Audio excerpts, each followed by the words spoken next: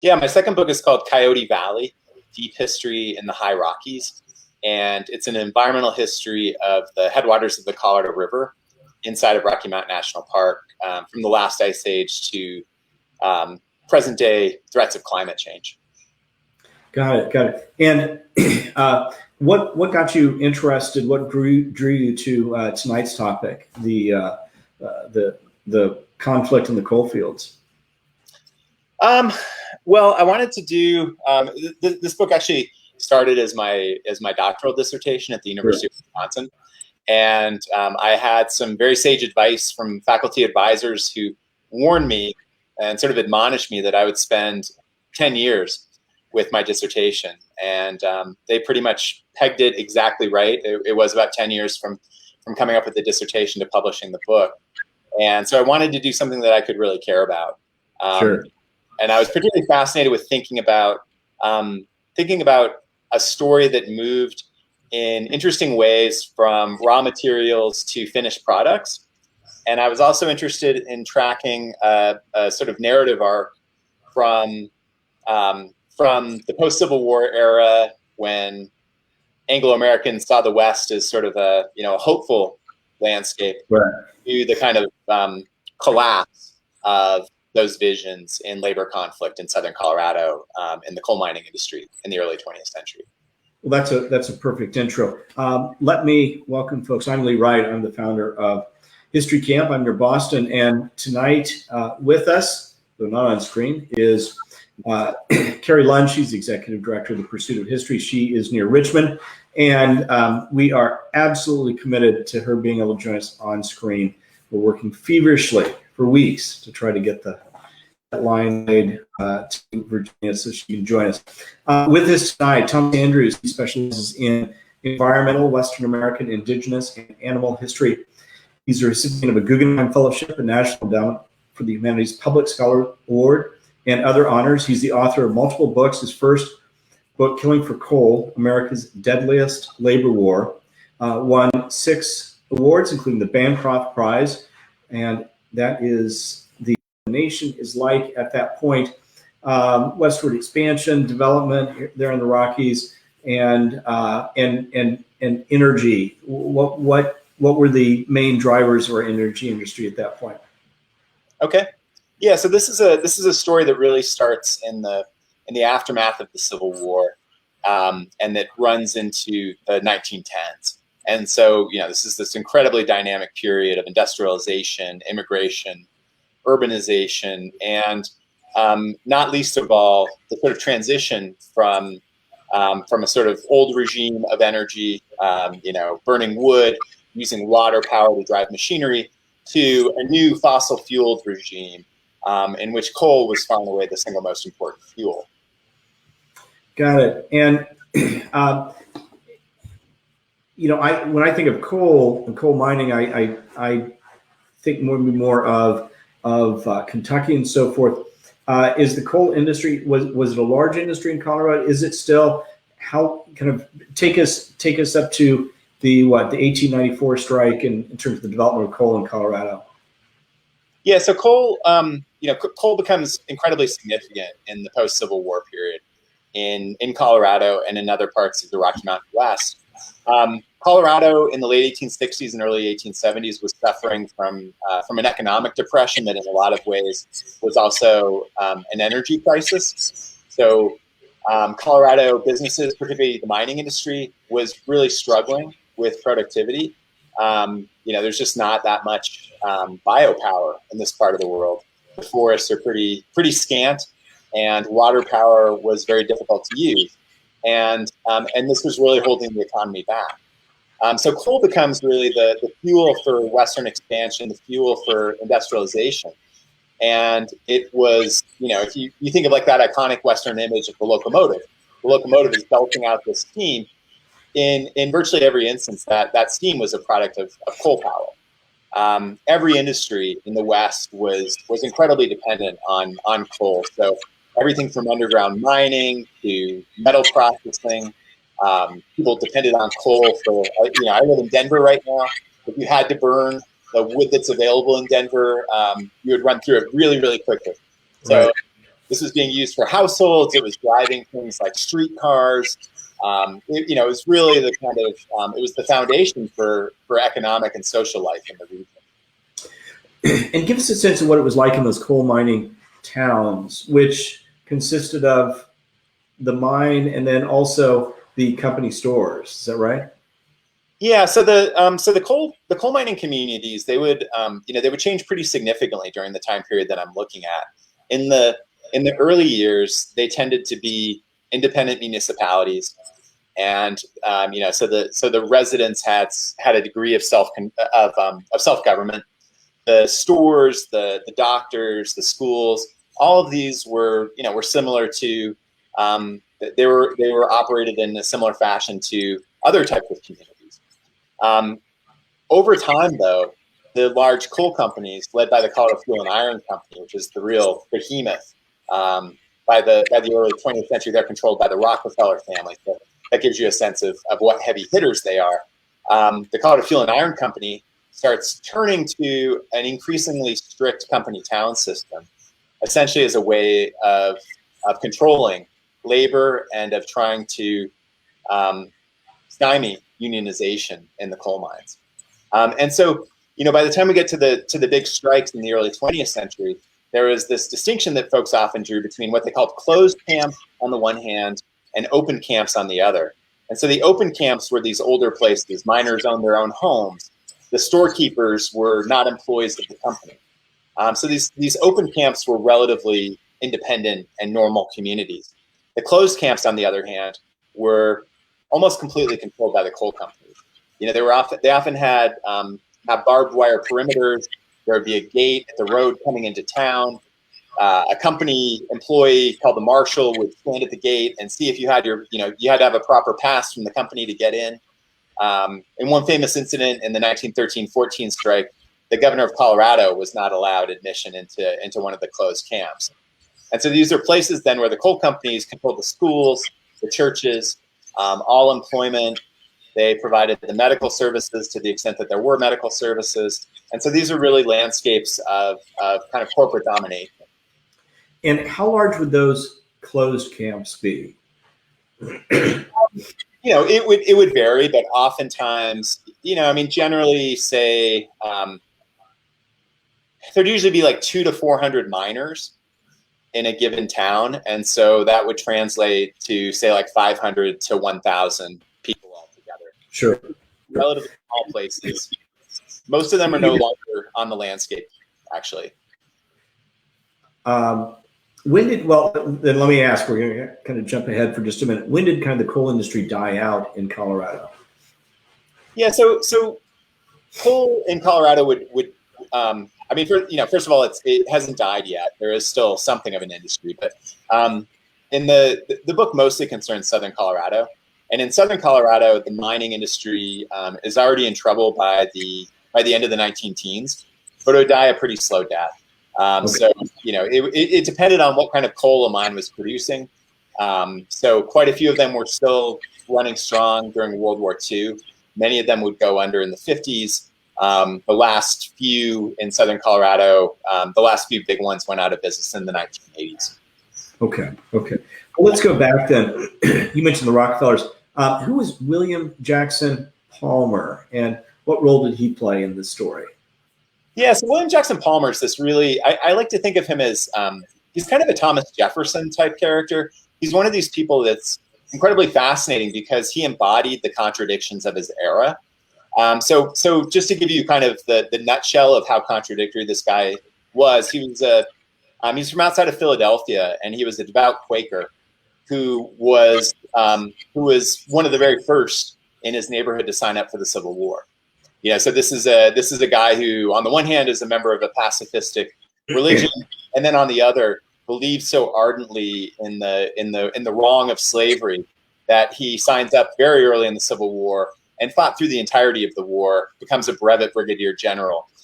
So that gives you some sense that this was a guy able to hold contradictory ideas at the same time.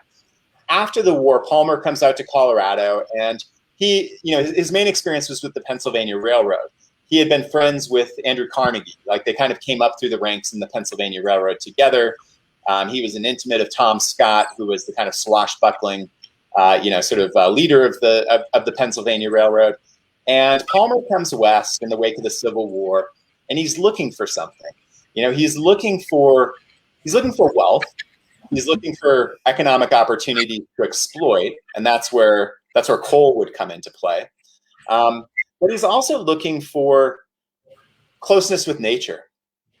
And so it's really fascinating. If you look at Palmer's papers and if you look at his journals, during the day, he would be dismantling the entire landscape. He would be writing about how many board feet of timber there were in a particular place, how thick the coal seams were.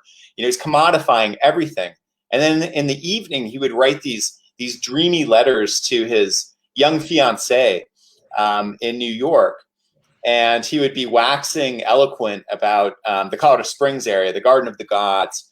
And, so what Palmer wants to do then is he wants to have his cake and eat it too. He wants to bring industrialization to the American West, but he also wants to do it in a manner that would bring out the natural beauty and that would actually improve upon the wonders of nature. And so Palmer is best remembered today as the founder of Colorado Springs. He would also found several other places in Colorado, including Durango. He would also create a really fascinating railroad called the Denver and Rio Grande, which was a narrow gauge railroad that was supposed to run north to south. It gives you an idea of like just how this is a guy who's thinking differently. This is the era of east-west transcontinental railroads. And Palmer's thinking, well, we need one that goes from Denver to Mexico City. And so he starts, he discovers coal deposits while he's working for the Kansas Pacific Railroad, the southern competitor to the Union Pacific. And he starts thinking, and he starts sort of hatching plans. And those plans then would lead to the creation of several coal mining companies that would they would consolidate and form an outfit called the Colorado Coal and Iron Company, which is like the first large coal mining company in this part of the world. That company would also start producing iron and steel in Pueblo, Colorado, which is still known today as the Pittsburgh of the West. It's a very sort of un-Western place in this really Western landscape. Yeah. That sort of production is very energy intensive, isn't it?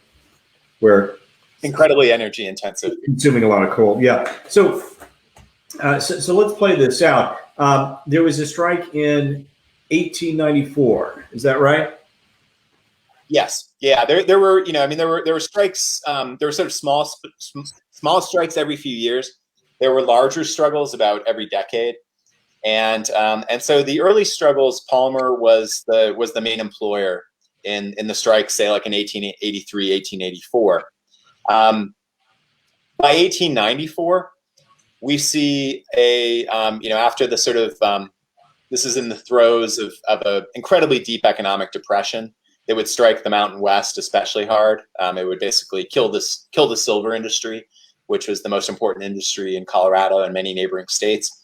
There's this deep economic depression, and the coal companies are intent on lowering wages for coal miners. Coal miners, though, fight back, and they do so in really dramatic fashion. I call this the marching strike of 1894, because the way that miners conducted themselves, they start in sort of the area. It'd probably be helpful to have a map for this, but they start in the present-day area of Canyon City, Colorado.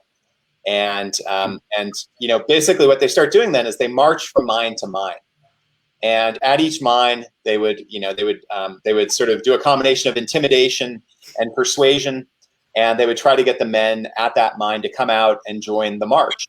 And these guys end up marching about 80 miles, ending up in extreme southern Colorado, just north of the New Mexico border, and it's quite a successful strike.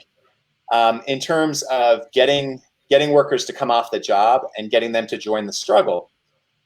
The problem is that by that point, the big coal company, which by this point has been renamed Colorado Fuel and Iron, or CF&I, by this time, CF&I had built a couple of company towns, a couple of closed camps. And the strikers basically failed to get access to the men in those closed camps. The strike ends up petering out. The strikers are defeated. And in the wake of that, the mining companies think, well, these closed camps, these company towns, worked really well for us. And this kind of runs against a sort of often a kind of oft-told tale in American history, which is, 1894 is also the year of the Pullman strike in Chicago, and that would ripple out from Chicago and involve Eugene Victor Debs and the American Railway Union, that whole story. And, sort of the standard take on the Pullman strike is that this showed that kind of paternalism, that kind of company ownership over the town, and that kind of intervention in workers' lives was not going to go anywhere good. In Colorado, though, in the wake of the marching strike, the coal companies take a very different lesson, and they say these company towns are great. We need to build more of them. They were also, though, very conscious of the public criticism that they would face by ratcheting down on company towns. And so they simultaneously built model towns that were showpieces. These are the towns that they brought the press out to visit, and these are the towns that they took a lot of credit for. In the case of Colorado Fuel and Iron, the owner at that time built it's still a stunning place called Redstone out by Aspen in western Colorado. And he built an estate there. He had a deer park, just sort of this was a very aristocratic place. That's what he showed other people. But meanwhile, the company towns in southern Colorado are these, as I described them earlier, these landscapes of kind of total control and of containment. How interesting. You mentioned earlier the wave of immigrants and so forth coming to the United States.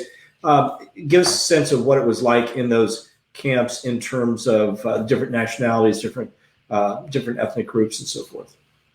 Yeah, so these coal camps were incredibly diverse.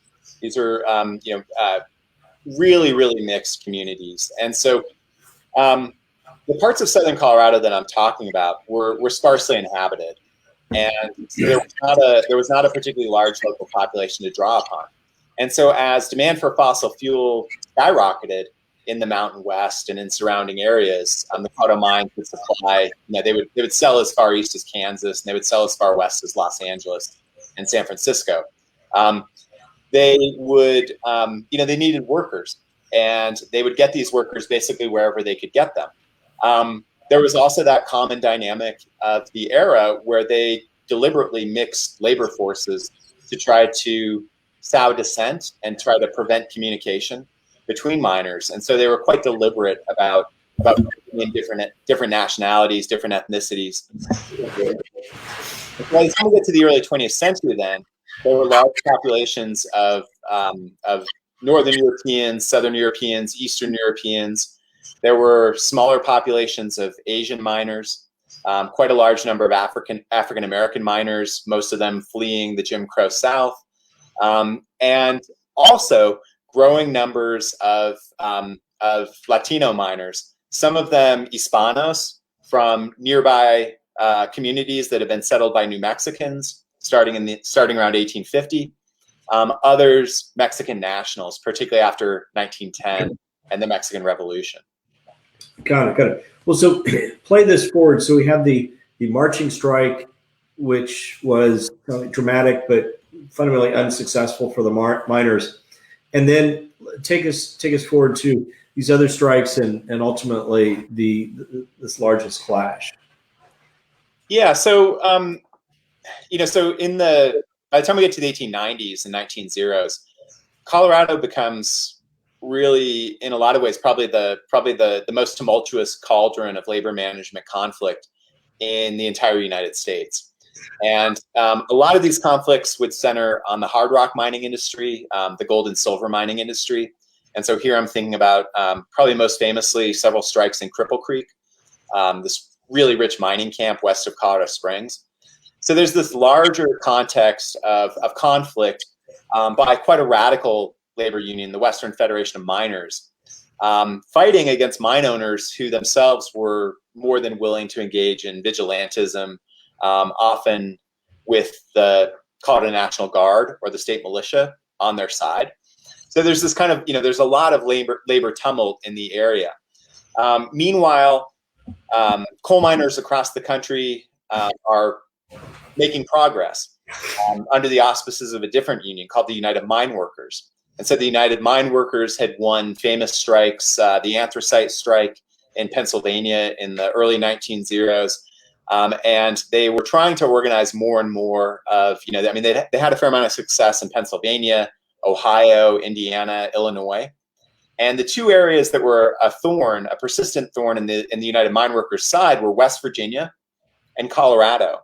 And West Virginia and Colorado then become the main places where coal miners and coal companies would duke it out in the early 20th century. So, one of the trends that I think is really important is that the strikes in the late 1800s tended to be about bread and butter issues, hours, wages. By the time we get to the 1903-04 strike, and in particular, the strike that my book begins and ends with, the Colorado Coalfield War of 1913-1914. By the time we get to that strike, this was a conflict that really involved a whole string of economic and even civil rights. So what miners were fighting for by that time was what many of them described as industrial democracy. Industrial democracy, and it's this tremendously important phrase. I think what it refers to then is that they were trying to, they wanted to more closely reconcile the industrial realities of early 20th century America with the nation's democratic principles. And so they wanted more control over the workplace. Workplace safety was a major issue for them. So they actually thought that they could do a better job of keeping people safe underground than the coal companies could. They wanted to crack down on the company town system. They wanted to undermine the coal companies' control over local and state politics, as well as over local and state the judicial branch at all levels. And so this is, in many ways, it's a much more expansive strike. And one of the ways that I think of it, the coal companies had kind of, they had sort of set themselves up for disaster because they take on the roles of landlord, of pastor, of schoolmaster, of shopkeeper. And so you think about your sort of day-to-day life, all the people you owe money to, all the people that you have grievances with. The coal companies essentially kind of concentrate those grievances, take them all upon themselves. And then they were surprised that miners would, sort of band together. So, I mean, to me, that's kind of the big picture. When you get to the nitty gritty, I think one of the things that's most fascinating about this is that the miners generally get defeated in these strikes. And there's often hell to pay for their involvement in these strikes. They lose their jobs. They're blacklisted. They have no protections essentially under federal law and only relatively weak protections under state law. And so these are very high stakes struggles. And yet again and again, miners were willing to engage in them. And one of the big puzzles then that I try to solve in the book, or that I try to pose an answer to, is there's a significant change in the mining population over these years. I mentioned earlier that the companies were fond of bringing in strikebreakers of different nationalities. And so the sort of dominant nationality in the camps and the mines would shift over time. And yet the pattern of strikes remains consistent. And so for me then, the key to understanding that really involves the underground, the sort of underground everyday dynamics between mine workers and the mine environment. To me, that's really where this persistent discontent comes from. And also how that persistent discontent, how miners transmit it and translate it to newcomers to the mining industry. So talk to us a little more about that change from what sort of more dominant ethnic group to what later group? Yeah, so initially the miners, in the 1870s, the miners were overwhelmingly, they would be from Illinois, Pennsylvania, a lot of British miners, and a somewhat smaller number of Northern European miners, French, Belgian, German. By the time we get to the 1893, 1894 strike, in that conflict, the sort of Eastern Europeans were perceived as the main militants. By the time we get to 1903-04, Italians were sort of, were portrayed by the press and by the mining companies as the loose cannons. And then by the time we get to 1913-14, the Greeks were sort of the group that opponents of the strike would single out as the hotheads, as the kind of the violent ones. In truth, though, by the time we get to 1914, I mean, there were 30 plus nationalities mining coal. Yeah, very, very diverse place. So what brought things to a head in 1913, 1914? Yeah, so the 1913-14 strike really begins as an offshoot of a longer running struggle in northern Colorado. The union had been able to organize miners, and they'd been able to convince mine operators in northern Colorado to sign union contracts. And then the operators tried to backslide on that. And so the strike kind of begins in 1910.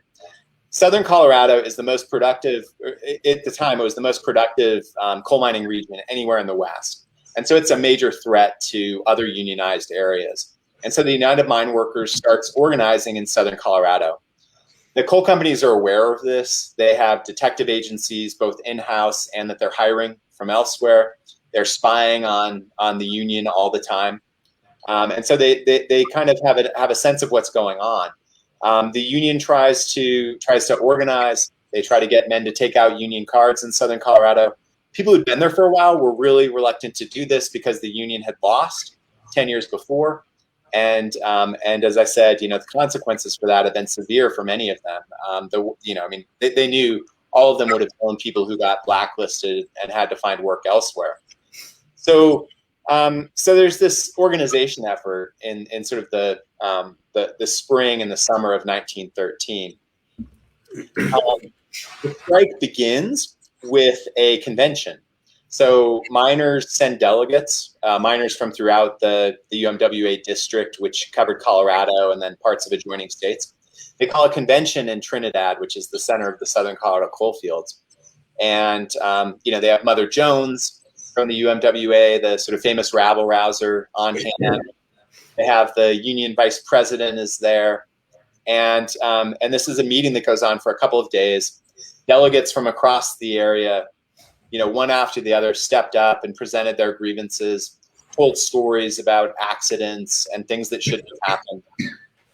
And at the end of all of this, then there's a strike committee. The strike committee presents a resolution. They lay out their demands. There's 7 demands running from an 8-hour day to the elimination of what they called the company guard system. And then they vote. And you've got these, couple hundred delegates in this theater, and then there's hundreds more people in the street outside waiting to hear their decision. And there's this tremendous news coverage from a kind of labor-friendly Denver paper called the Denver Express of what happened next, because the vote was counted and the results were announced, and there's this sort of, what have we done movement where just silence fills the hall, because these miners, they're members of the largest union in the United States at the time. UMWA was a large and powerful union, but they know that they've just thrown down the gauntlet to the Rockefeller family, to Colorado Fuel and Iron.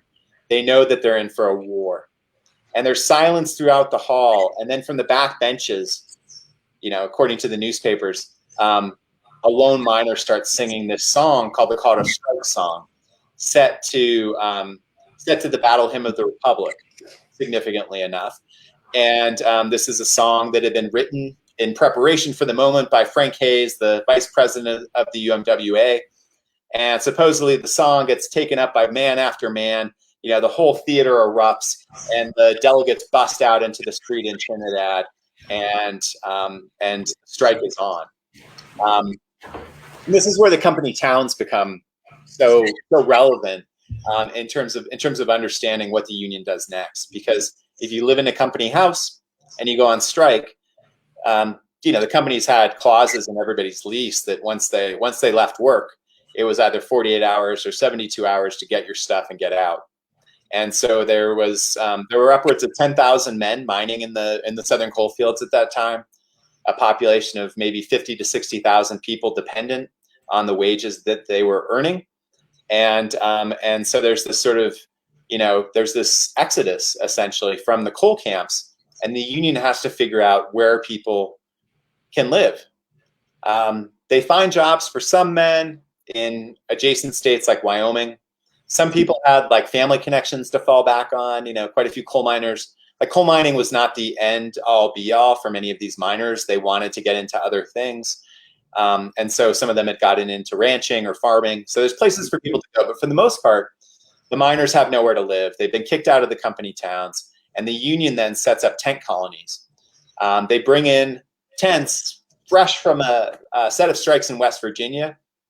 And they lay out tent colonies, about a dozen of them. The most famous one would be at a place called Ludlow, which would be the site for the Ludlow Massacre about 7 months later. And so the miners then form these sort of impromptu tent villages and organize themselves. And these places become these really sort of fascinating kind of semi-utopian communities in really tough circumstances. And so you mentioned there the massacre. 7 months went by from the initiation of the strike to that event. Is that correct? Yeah, roughly. So the strike begins in late September, and so it's at that point that miners have to move. So that's when these tent colonies develop. The union strategically located these tent colonies. They wanted the men, women, and children who lived in these places to be engaged in the strike. This really meant, here we get into the importance of the work of mining and the sort of connections between underground labor and the regional economy. Coal mining was not very mechanized at this point, so most miners were still working by hand. They're not using machines, and so when they withdraw their labor, they shut off the ability of the coal companies to provide coal for their customers. They essentially, the potential power that the miners have is to kind of turn off the light switches in the entire area. That power, of course, depended upon them keeping strikebreakers out of the mines. And so the union located the tent colonies oftentimes with an eye toward using the strikers to advance their own, the strikers' own interests by interdicting shipments by train of strikebreakers.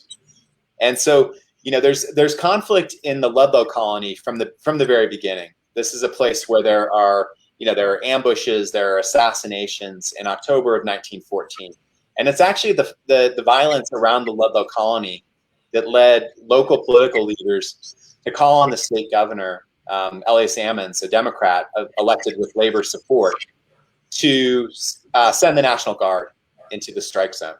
So the National Guard would arrive toward the end of October. And initially, miners were hopeful, even though the National Guard had played critical roles in breaking virtually every other earlier strike.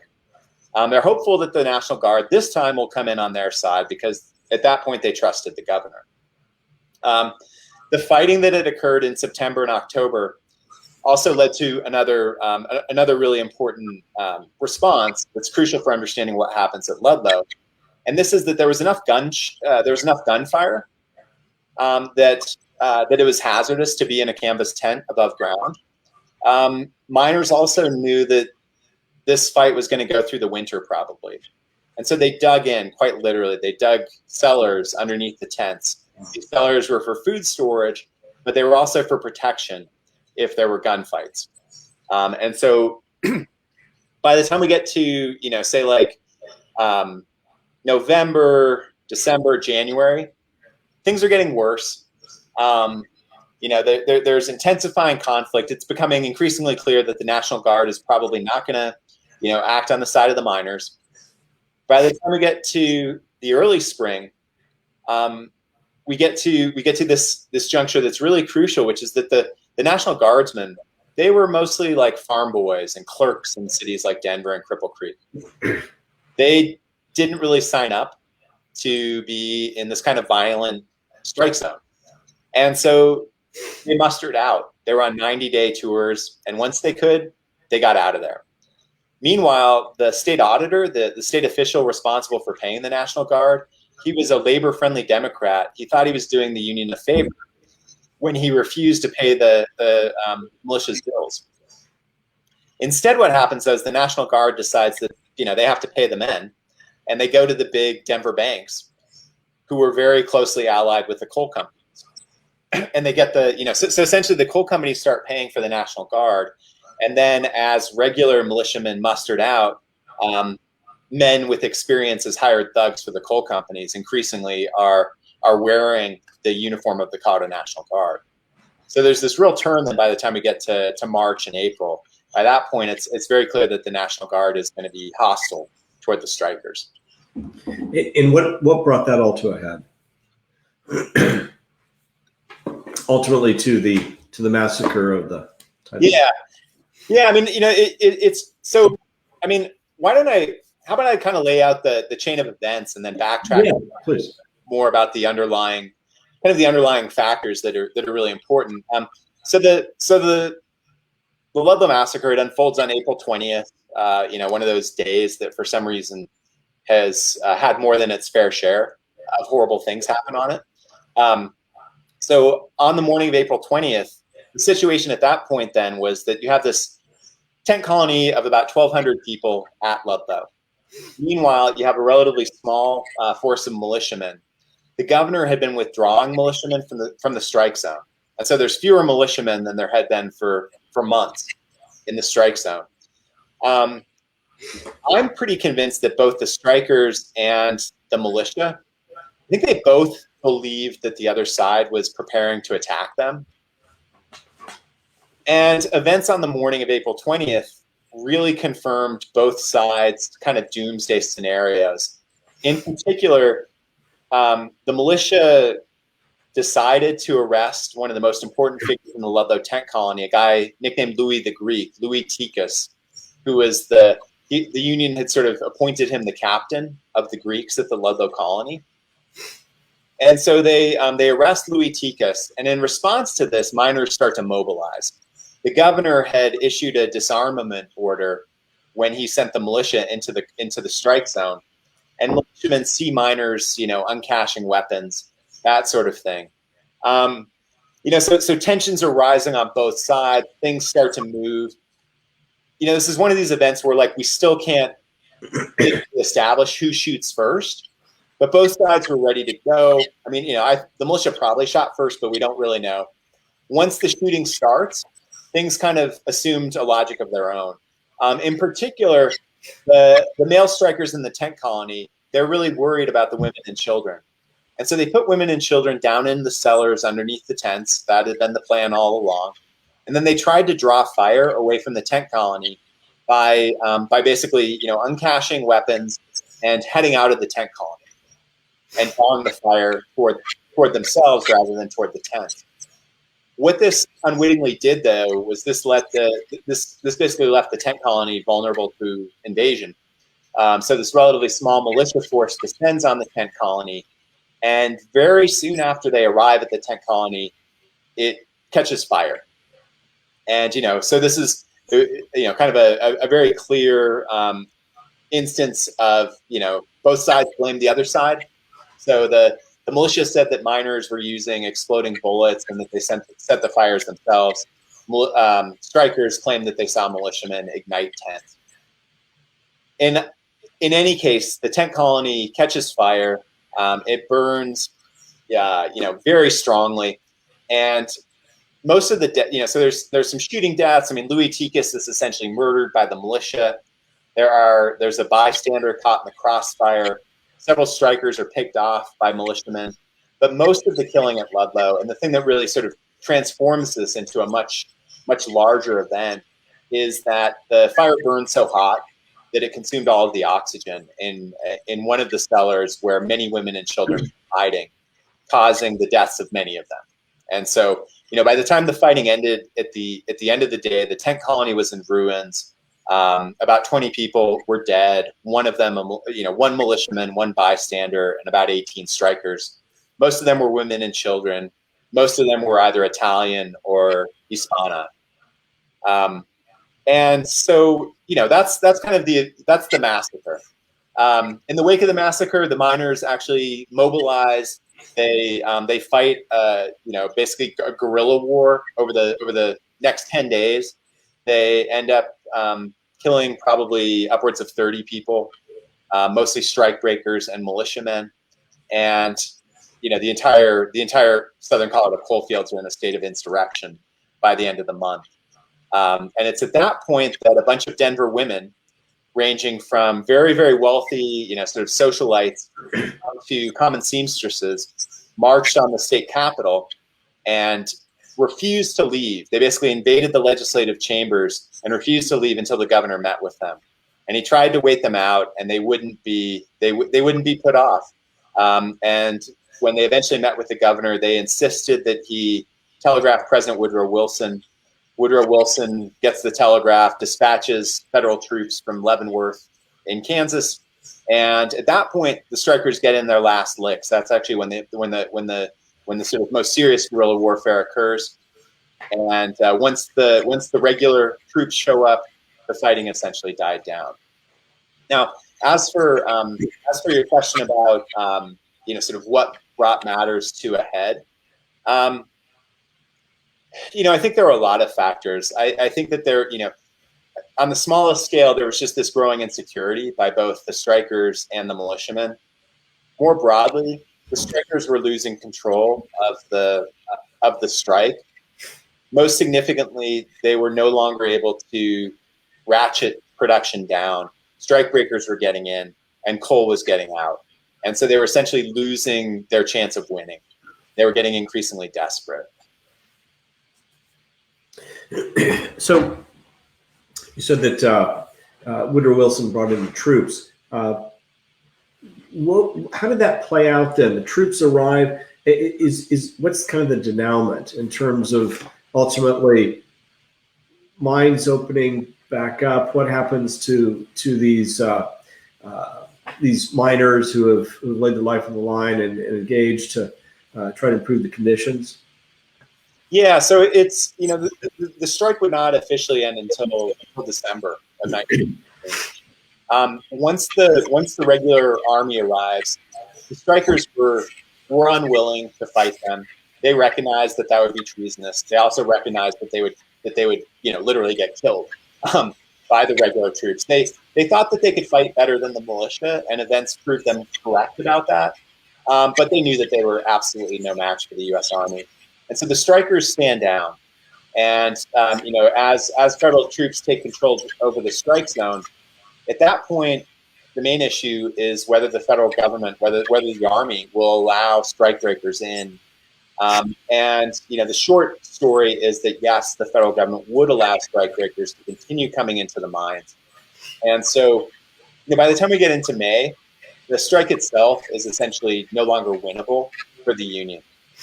Meanwhile, though, controversy over the Ludlow Massacre has erupted throughout the rest of the United States. And so, we see Upton Sinclair marching on the Rockefeller mansion in Kykuit up in the Hudson Valley.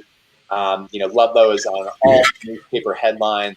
It's raising fundamental questions about the place of unions in the United States, about the power of large corporations. More specifically, it would lead John D. Rockefeller Jr. to the witness stand in front of the Commission on Industrial Relations. So Rockefeller Jr. really gets dragged through the coals, and your listeners will know that this is not all that long after the Standard Oil cases. The Rockefeller name was kind of mud in many American circles by this point, anyway. So one of the big outcomes of this then is defeat for the Union. They would finally, they would hold another convention, this time in the southern Colorado city of Pueblo in December. And again, really emotional news coverage. They would vote on the strike resolution. And essentially, many of the folks in Colorado wanted to continue the fight. And the Union pulled the plug. They just, they couldn't afford it anymore. And again, the miners staying in the Colorado strike long, but this time not with that kind of, joyousness that they had the previous September, but this time with tears supposedly running down their cheeks. They knew that they'd been crushed. They knew that they'd been defeated. Rockefeller, though, gets raked over the coals to such an extent that he realizes he needs to do things somewhat differently. And he makes two famous adjustments. First of all, this is something that had happened while the strike was still going. He hires Ivy Lee, formerly of the Pennsylvania Railroad, one of America's first PR men. So he hires Ivy Lee to kind of spin the company side in all of this. And then the second big move is he brings in William Lyon Mackenzie King, future Prime Minister of Canada. He'd previously been Labor Minister for Canada. And Rockefeller Jr. and Mackenzie King visit Colorado, and they sort of ponder how this could have happened. And eventually, King convinces Rockefeller that this happened for a reason, that there were legitimate grievances among miners in southern Colorado, and that he needed to change how he was doing business. Rockefeller's response to this was sort of twofold. One is he upped his benevolence. So, this is when the Rockefeller family is transitioning to becoming, sort of the major philanthropists of the 20th century United States through the Rockefeller Foundation and so forth. So the Rockefeller family starts spending more money on things like YMCAs in coal mining communities. Secondly, Rockefeller establishes something called the Employee Relations Plan, or the Rockefeller Plan. And this was essentially a company union. And that company union then was supposed to fulfill some of the functions that the UMW would have fulfilled. In particular, the company union was supposed to provide a conduit for grievances from the mine face and the shop floor to travel up and eventually make it, so those grievances could be heard by management and acted upon. Well, let me ask then one question about that, and then we'll get some questions from viewers. The way you were saying that makes me wonder, was that company union successful in advocating for the miners? Yeah, so a good friend of mine and a fine historian at Colorado State University Pueblo, Jonathan Reese, has written on this. He's gone through the minutes, essentially, of these meetings between miners and managers, as well as steel plant workers. What he finds is that the Rockefeller plan did provide a somewhat functional set of grievance procedures, but what he argues and what most other historians argue is that that there's two big things we can point to as evidence of the Rockefeller plan's failure. One is that there's ongoing labor conflict, and so the UMW would wage several additional strikes in southern Colorado in the 1920s.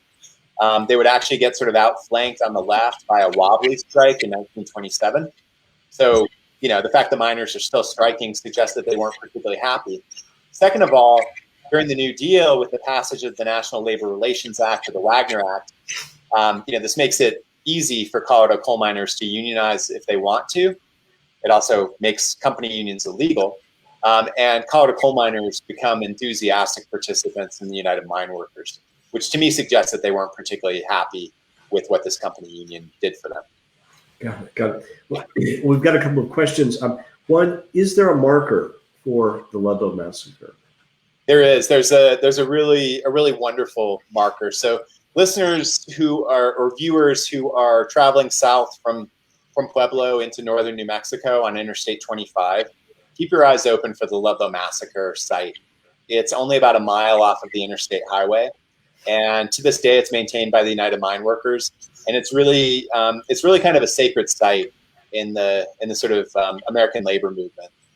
There's a monument that was unveiled I believe in 1918. It happened to be introduced actually when John D. Rockefeller Jr. was visiting the southern Colorado coal fields. Complete accident, and it depicts a male miner, a miner's wife, and a miner's child. And then behind it, there's a sort of a monument that has the names of all of the strikers killed at Ludlow. It's a really moving place. There's also a staircase that descends into the earth there, and that is supposed to kind of, it sort of represents the cellar in which most of the strikers who were killed that day died. Interesting. And I want to go back to one other thing. The intervention of the governor. Was there any interest in his part to getting involved until the ladies marched and would not leave? And at that point, was his only move to call in Wilson? Was there any attempt to bring the two sides together, for example? Yeah, he actually engages in this really fascinating and ultimately ill-fated attempt to bring the two sides together.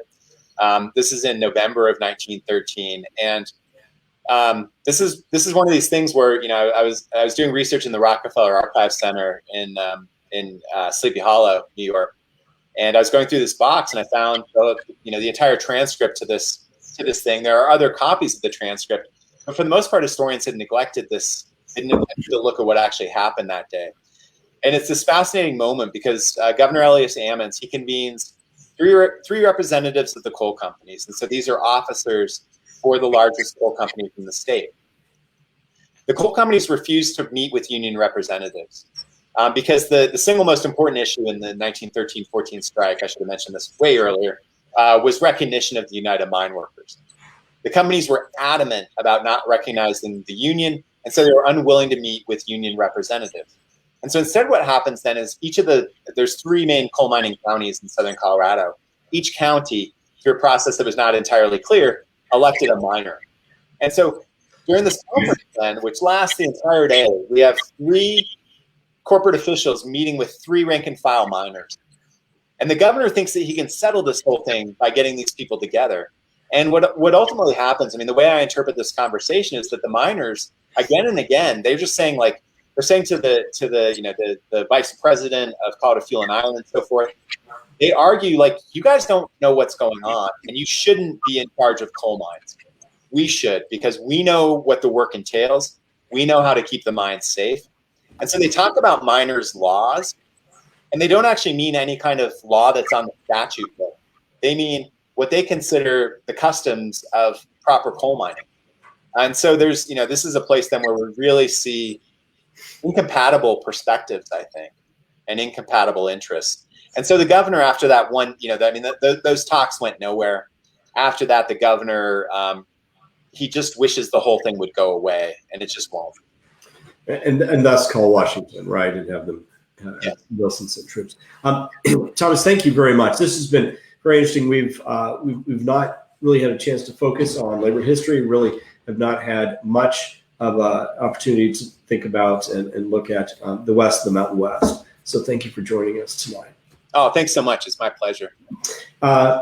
For folks who are looking ahead to next week, we've got a very interesting session, but let me go a little further past that to July 10, when we have a special event. It's the first time we've ever put on History Camp America. And we have more than 25 sessions, 7 tours, behind-the-scene tours of historic sites. It runs all day on July 10. There's a box of history loot that's part of it too. It's going to be a really cool event. If you go to historycamp.org/register, you'll be able to learn more. And if you register now, you'll save $30. So we hope you do that. We also want to thank the James and Edith Spain Foundation for supporting the Pursuit of History. And to find out how you can participate as a member or as a donor, go to the pursuitofhistory.org. Okay, let's go to next week, May 20 rather. Tom Brothers will be joining us to discuss the compelling life story of Louis Armstrong, icon of jazz, one of the most influential musicians of our time, a really fascinating figure. Thanks for joining us tonight. Thanks again, Thomas. Thank you.